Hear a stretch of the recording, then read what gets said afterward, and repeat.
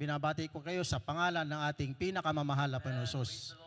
Ako ba ay nagpapasalamat sa ating pinakamamahal na Panginoon Hesus na ako po'y talagang noon nakikinig sa radyo, mga minamahal, nung ako'y Iglesia ni Cristo pa.